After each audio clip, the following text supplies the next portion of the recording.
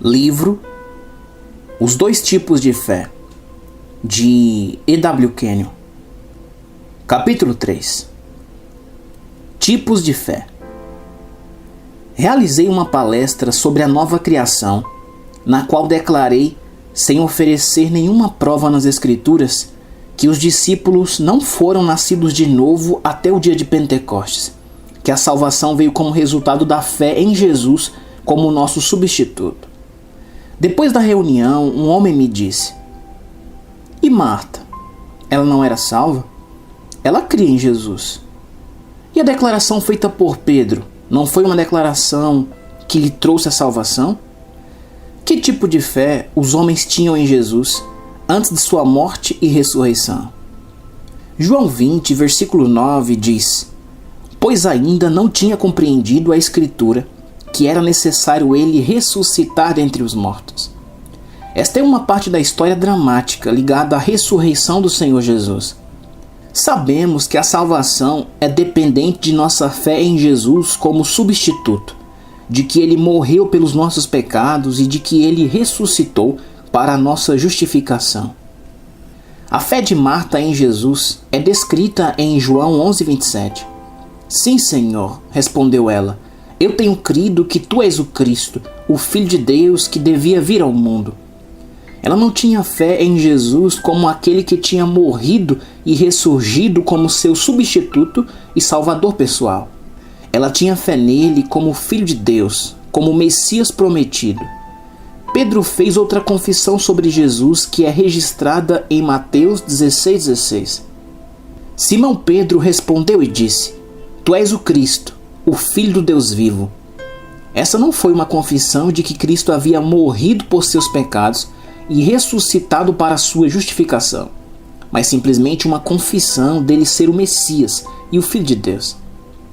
Há ainda outro tipo de confissão nos 4 evangelhos que é surpreendente. João 6:30. "Então lhe disseram eles: Que sinal fazes para que o vejamos e creiamos em ti? Quais são os teus feitos?" Note a expressão, para que o vejamos e creiamos. Talvez devemos nos voltar para João 20:25 e ler a declaração de Tomé. Jesus havia aparecido aos discípulos depois de sua ressurreição. Tomé não estava presente.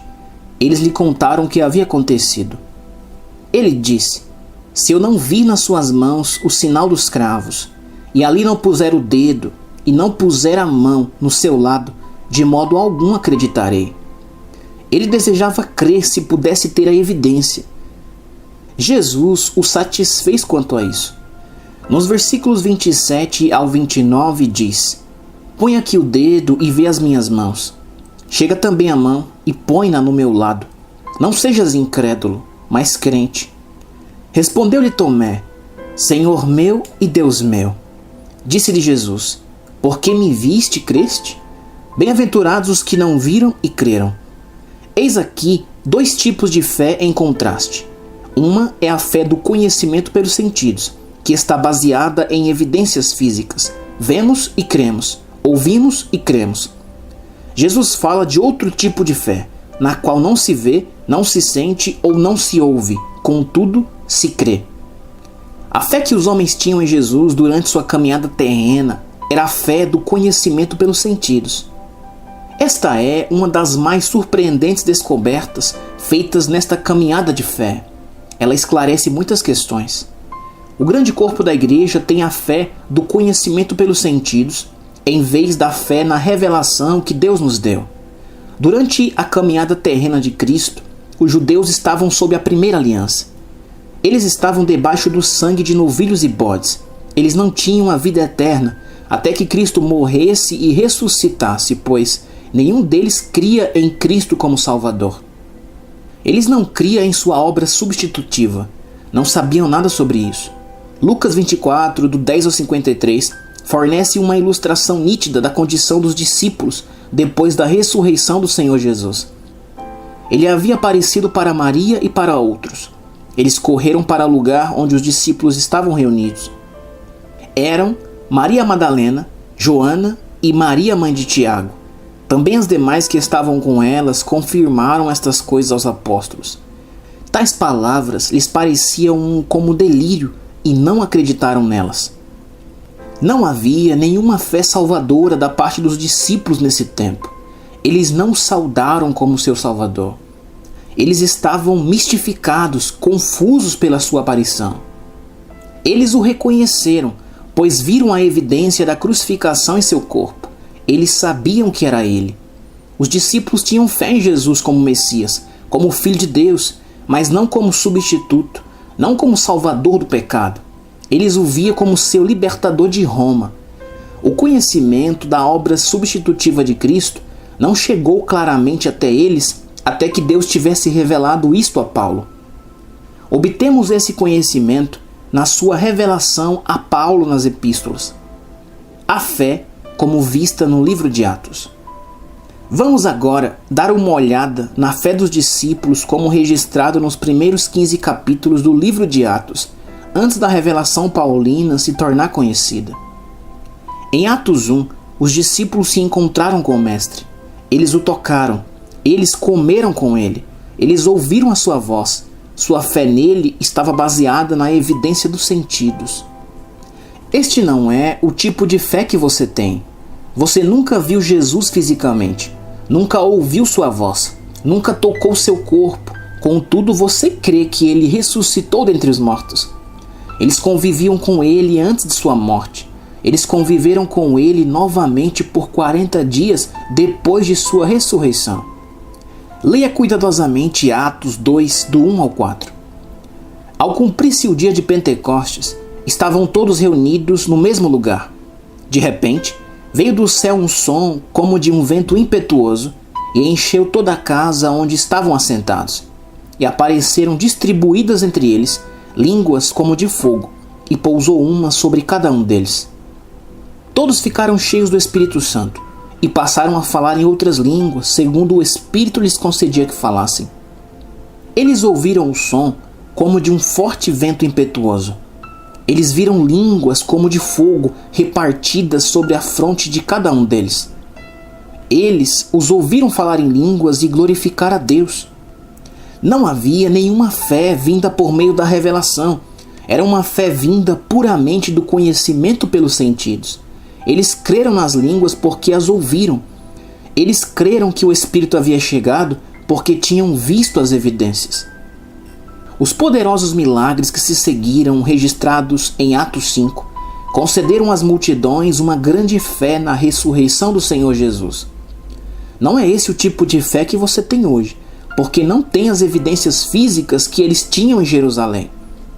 1 João 1, do 1 ao 4 diz: o que era desde o princípio, o que temos ouvido, o que temos visto com os nossos próprios olhos, o que contemplamos e as nossas mãos apalparam com respeito ao verbo da vida.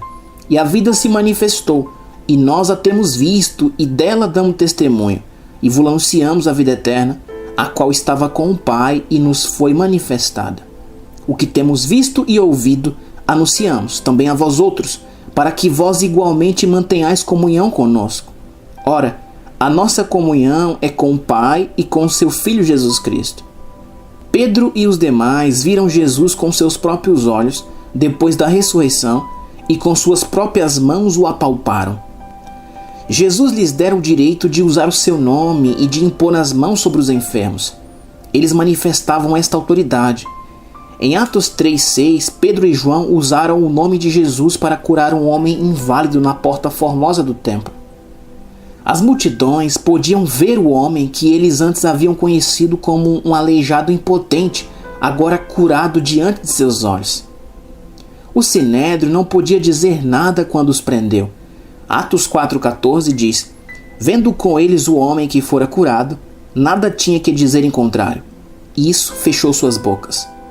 Quando eles perguntaram no dia de Pentecostes: que faremos para sermos salvos? Pedro não disse que deveriam crer no Senhor Jesus Cristo.